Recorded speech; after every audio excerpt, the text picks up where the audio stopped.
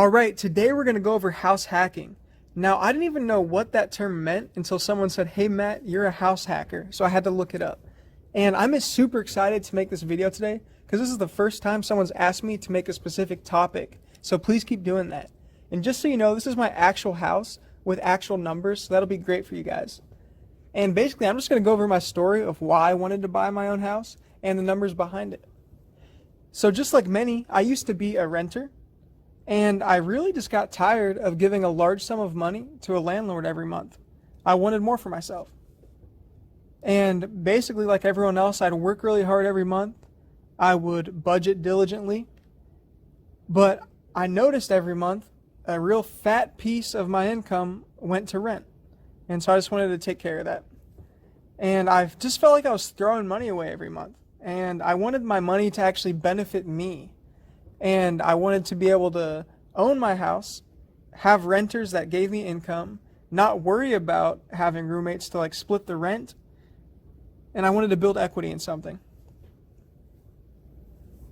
So the economics, I paid $215,000 total for my house approximately. And with a conventional loan, put 5% down at about $11,000 and closing costs were about $3,000. So the total cost up front was about $14,000 for me.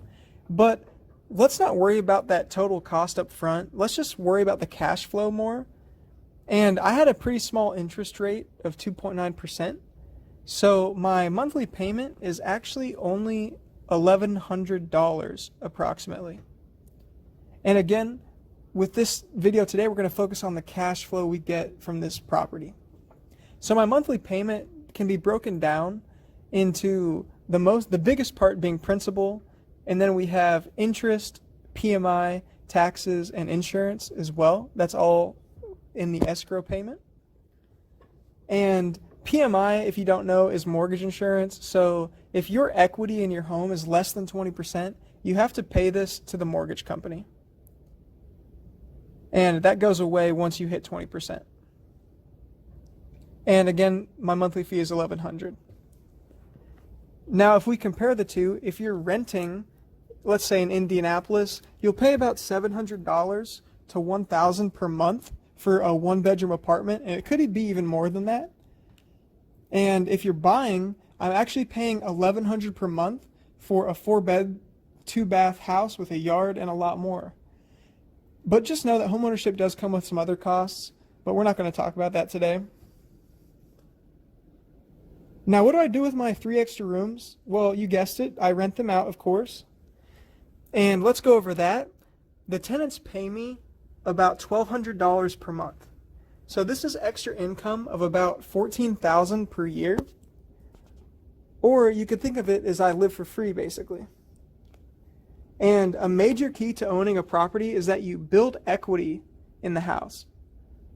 So let me explain that. When you're renting, you pay your landlord money every month, and it's just gone forever. It's in the landlord's pocket. But when you buy, you have some of the payment that goes to taxes, PMI, interest, but the rest of it pays down the principal of your loan. And when you pay down the principal of your loan, that's basically stored as value in your home.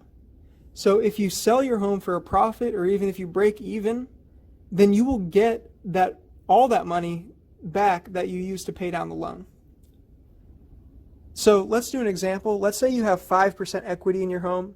So that means you paid $5,000 out of a $100,000 purchase price. So the bank, they own 95%. They gave you $95,000. If you sell at that time with those equity percentages, the sale price of $100,000, the bank would get 95% of that, or $95,000, because you'd basically have to pay off that loan that they gave you of $95,000.